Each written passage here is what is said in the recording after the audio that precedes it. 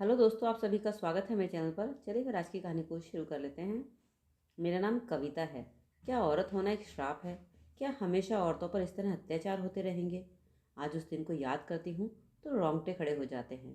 मेरी ज़िंदगी का एक ऐसा दिन जिसे मैं कभी नहीं भूल सकती, जिसने मेरी पूरी ज़िंदगी बर्बाद कर दी। और उससे बड़ा दुख था कि मेरे साथ मेरे दोस्त की ज़िंदगी भी खराब हो चुकी थी, जबकि वह तो यहाँ की थी ही नहीं, बल्कि एक फॉरनर थी। कभी कभी सोचती हूँ, क्यों मैंने उसे अपना दोस्त बनाया, क्यों मैंने उसकी ज़िंदगी से खिलवाड़ किया, क्यों मैंने उसे इंडिया बुलाया घूमने के लिए। दोस्तों, आप मेरी कहानी सुनेंगे तो रोने लगेंगे। मैं एक करोड़पति बाप की इकलौती औलाद थी। बचपन से ही मुझे ऐशो आराम में पाला गया था। घर में किसी चीज़ की कोई कमी नहीं थी। गाड़ी, बंगला, नौकर चाकर, घर में सब कुछ था। दुनिया का कोई ऐशो ऐसा आराम नहीं था जो मेरे घर में नहीं था। बस थी नहीं तो मेरी माँ, जो मुझे जन्म देते ही मर चुकी थी। लेकिन मेरे पिताजी ने मुझे हमेशा माँ और बाप दोनों का प्यार दिया और कभी माँ की कमी महसूस नहीं होने दी। और न ही दुनिया की कोई भी ऐसी चीज़ जो दुनिया में हो और मुझे ना मिली हो। मैं एक बहुत अच्छे स्कूल में पढ़कर बड़ी हुई। मेरी एजुकेशन एक हाई लेवल की एजुकेशन थी। पढ़ लिख कर जब मैंने 12th पास की तो पापा ने मुझे विदेश भेजने का प्लान बना लिया। मैं बहुत खुश थी, क्योंकि बस यही कमी थी जो मेरी लाइफ में पूरी होने वाली थी। मैं अपने देश से बाहर जाने वाली थी, दूसरा देश देखने वाली थी। और फिर मैं अपनी पढ़ाई करने के लिए सिडनी चली गई। मेरी पढ़ाई वहाँ 5 साल की थी। यहाँ आकर मैं पूरी विदेशी स्टाइल में ढल चुकी थी। इस दौरान मेरे बहुत से फ्रेंड बने और बहुत अच्छे फ्रेंड बने। पापा ने वहाँ पर भी मुझे एक आलीशान घर लेकर दिया था। ज़िंदगी ऐसी थी मानो दुख तो कहीं नज़र ही नहीं आता था। ऐसा लगता था क्या ज़िंदगी इतनी खूबसूरत होती है। कौन कहता है कि लाइफ में दुख है? मुझे तो दुख का नाम भी नहीं पता था। और फिर इसी दौरान मेरी दोस्ती एक बहुत ही सुंदर और बहुत ही प्यारी लड़की से हो गई। वह स्वभाव की बहुत अच्छी थी। हम दोनों आपस में घुल मिलकर रहने लगे। वह ज़्यादातर मेरे घर पर ही रहती थी। उसके माँ बाप थे, पर वह थोड़ा दूर रहा करते थे। विदेशों में ऐसा ही होता है, बच्चे जल्दी ही माँ बाप से अलग हो जाते हैं और अपने करियर की तरफ चले जाते हैं। सब कुछ अच्छा हो रहा था। मेरी पढ़ाई पूरी होने वाली थी। इसी बीच मेरी दोस्त जेनिफर ने मुझसे कहा कि मुझे इंडिया देखना है। मुझे इंडिया जाने का बहुत मन है। हमें कुछ दिन की छुट्टियां मिली थी, तो मैंने सोचा क्यों ना अपने दोस्त को इंडिया घुमा लाऊं। और हमने इंडिया आने का प्लान बना लिया। और अगले 2 दिन बाद हम इंडिया भी आ गए। पापा हमें देखकर बहुत खुश थे। मैंने पापा को पहले ही इन्फॉर्म कर दिया था कि अपनी दोस्त के साथ आ रही हूँ। मेरे पापा ने मेरी ही तरह मेरे दोस्त के लिए भी सभी चीज़ों का इंतज़ाम किया। मैंने अपनी दोस्त को 3 दिन तक मुंबई, दिल्ली, हर एक शहर जो इंडिया में था दिखाया। इस तरह घूमते घूमते हमें एक हफ्ता हो गया था। वह यहाँ बहुत खुश थी। उसे इंडिया बहुत अच्छा लग रहा था। वह बहुत खुश थी। उसे देखकर ऐसा लगता था मानो कोई मासूम सा फूल मुस्कुरा रहा हो। बहुत ही मासूम थी, दुनिया के गमों से अनजान। लेकिन उसे क्या पता था कि यह इंडिया है, यहाँ औरतों को नोच खाने वाले लोग हैं, औरतों पर गंदी नज़र रखने वाले लोग हैं। उसे तो इन सब चीज़ों का पता ही नहीं था, क्योंकि विदेशों में ऐसा होता ही नहीं है। लेकिन हमारे इंडिया में खूबसूरत लड़की देखी नहीं और मर्द अपनी औकात पर आ जाता है। और हमारे साथ भी कुछ ऐसा ही हुआ। मैं बहुत खुले विचारों की थी। रात में हम कहीं भी घूमते थे, कोई परवाह नहीं थी, क्योंकि अब तक मेरी ज़िंदगी में कुछ ऐसा हुआ भी नहीं था जिसकी वजह से मैं थोड़ी अपनी सेफ्टी रखती। मैं तो आधी आधी रात को अपने दोस्तों के साथ घूमने निकल जाया करती थी। और यही मैं इस फ्रेंड के साथ भी कर रही थी। हम डेली नाइट क्लब में जाते थे। जेनिफर यहाँ बहुत इंजॉय कर रही थी, पर मुझे नहीं पता था हमारी खुशियों को नज़र लगने वाली है। और फिर एक दिन मैं जेनिफर को घुमाने के लिए गोवा ले जाना चाहती थी। मैंने पापा से परमिशन मांगी तो पापा ने कहा कि बेटा, ज़्यादा घूमना अच्छा नहीं है, तुम दोनों अकेली हो। लेकिन मैंने पापा से कहा, पापा मैं मैनेज कर लूँगी, आज तक कुछ हुआ है क्या जो अब होगा? तो पापा ने कहा ठीक है, मुझे 2 दिन का काम है, उसके बाद तुम कहीं भी चली जाना। और फिर वह दिन आया जब हम दोनों गाड़ी में गोवा के लिए निकल पड़े। हमने एंजॉय का सारा सामान अपनी गाड़ी में भर लिया था। वह भी बहुत खुश थी, उसे गोवा देखना था। और फिर हम गोवा के लिए निकल पड़े। गाड़ी में सिर्फ हम दोनों ही थे। जिस रास्ते से हम जा रहे थे वह हाईवे से जुड़ता था। हम दोनों की गाड़ी हाईवे पर पहुंच चुकी थी। शाम भी ढलने लगी थी, अंधेरा होने को था। मुझे नहीं पता था आज का अंधेरा मेरी और मेरे दोस्त की ज़िंदगी को बर्बाद करके रख देगा और मेरी उसकी ज़िंदगी में हमेशा के लिए अंधेरा छा जाएगा। रास्ते पर चलते चलते अचानक से हमारी कार खराब हो गई। शायद उसका पेट्रोल ख़त्म हो गया था। हमने उसको ठीक करने की कोशिश की, लेकिन पता चला कि सही में उसका पेट्रोल ही ख़त्म था। हमने आसपास पेट्रोल ढूंढने की कोशिश की, कहीं पेट्रोल पंप नहीं दिख रहा था। इतने में अचानक से गाड़ी आकर रुकती है। उसमें एक परिवार अपने फैमिली के साथ जा रहा होता है। हमें उससे मदद मांगते हैं कि हमें थोड़ा सा पेट्रोल दे दीजिए ताकि हम पेट्रोल पंप तक जा सकें। वह फैमिली अच्छी थी, उन्होंने हमारी हेल्प की और हमें पेट्रोल दिया और फिर वहाँ से आगे बढ़ गए। लेकिन हमें अंदाज़ा नहीं था कि अच्छे लोगों के साथ साथ दुनिया में बुरे लोग भी मौजूद हैं।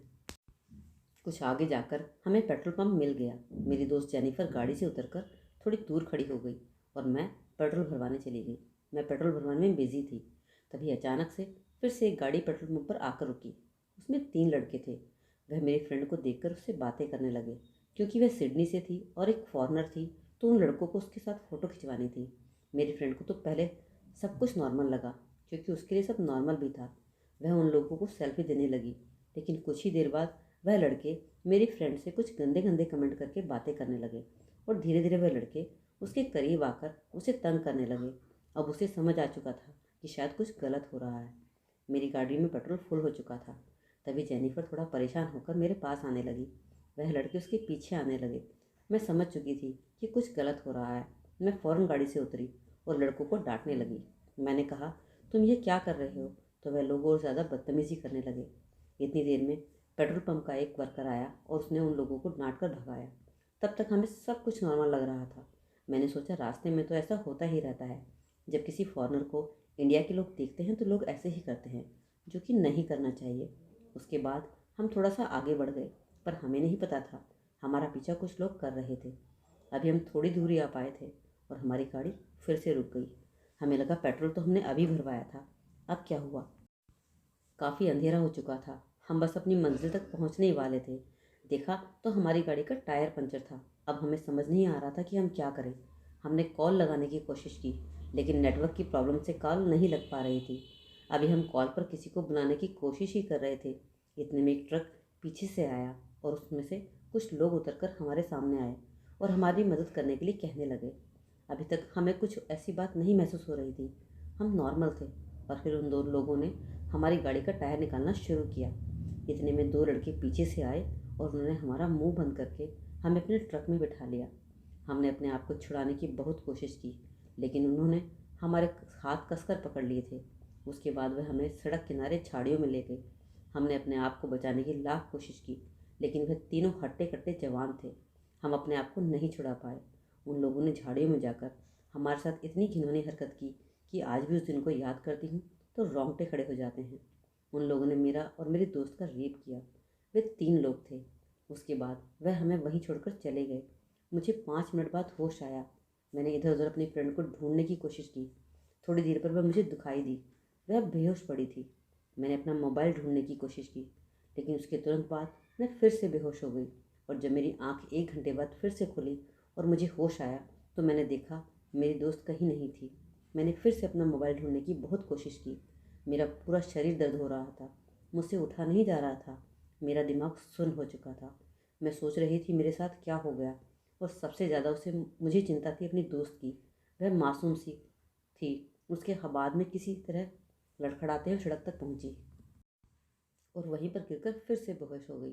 पूरी रात मैं ऐसे ही पड़ी रही। सुबह हुई तो शायद किसी ने पुलिस को कॉल कर दिया। उसके बाद जैसे ही तैसे सुबह पुलिस भी पहुंच गई।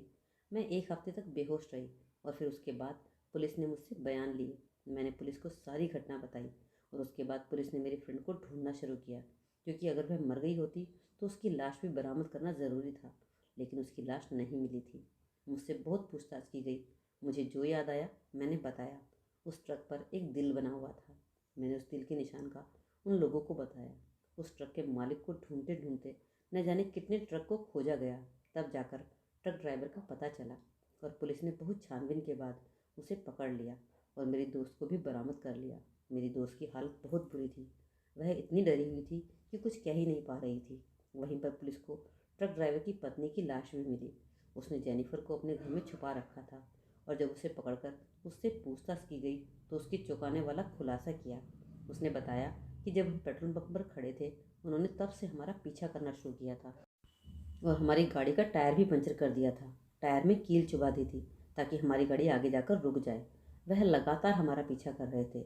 उन 3 लोगों ने मिलकर हमारा रेप किया और उसने बताया कि उसके बाद हम लोग वहाँ से निकल गए, लेकिन मेरी नीयत उस गोरी मेम पर आ गई थी और मैं उसको अपने साथ ले गया। उसे अपने घर पर रख लिया। घर पर मेरी बीवी भी थी। मैंने अपनी बीवी को डरा धमका कर कहा कि अगर किसी को बताया तो मैं तुम्हें भी मार दूंगा। मुझ पर हवस का भूत सवार था और मैं 7 दिन तक उस गोरी मेम के साथ दिन रात गलत काम करता रहा। उसे बहुत टॉर्चर किया और साथ ही अपनी बीवी को भी। और जब मेरी पत्नी कुछ ज़्यादा ही विरोध करने लगी और उस गोरी मेम की सहायता करने लगी, उसने उसका मोबाइल ढूंढकर मेरे बैग से निकाल कर दे दिया। मुझे इस बात पर बहुत गुस्सा आया और मैंने उसकी एक धारदार हथियार से हत्या कर दी। पुलिस ने उसका बयान लेते ही उसको फ़ौरन गिरफ्तार करके जेल में डाल दिया। जैसे तैसे मेरे फ्रेंड को वहाँ से लाया गया, लेकिन उसकी हालत बहुत बुरी थी। मैं अपने आप पर बहुत शर्मिंदा थी। मुझे अपने आप से बहुत ही घृणा हो से रही थी। और दूसरा, मैं उसके लिए भी बहुत दुखी थी। वह बेचारी तो मेरे साथ इंडिया देखने आई थी। हमारे देश में ऐसी मानसिकता के लोगों का होना विदेश में हमारे देश की छवि को खराब करता है और बहुत ही गलत संदेश विदेशों में जाता है। लोगों की मानसिकता ऐसी हो गई है कि जहाँ लड़की देखी उसके पीछे पड़ जाते हैं। रोड पर चलना इतना खतरनाक हो गया है, क्या औरतों की कोई सेफ्टी नहीं। मेरी दोस्त आज भी उस खौफनाक दिनों को नहीं भूल पाई है और अपने दोस्त देश वापस लौट चुकी है और वह कभी इंडिया नहीं आना चाहती। मुझे भी वह दिन याद आता है तो मैं रोने बैठ जाती हूँ। दोस्तों, आप ही बताओ, ऐसे इंसान को कैसी सज़ा मिलनी चाहिए?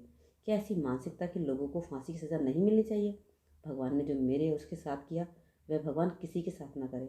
तो दोस्तों, आज की कहानी कैसी लगी ज़रूर कमेंट सेक्शन में बताइएगा। और थोड़ी सी भी आपको मोटिवेशन लगी है तो कहानी को लाइक कर दीजिए और अपने कहानी से क्या सीख ली ज़रूर कमेंट सेक्शन में बताइएगा। तो चलिए फिर मिलते हैं अगली कहानी में। और जो भी पहली बार चैनल पर आए हैं, चैनल को सब्सक्राइब जरूर कीजिएगा। तो मिलते हैं अगली कहानी में। तब तक के लिए अपना ख्याल रखें। Bye bye.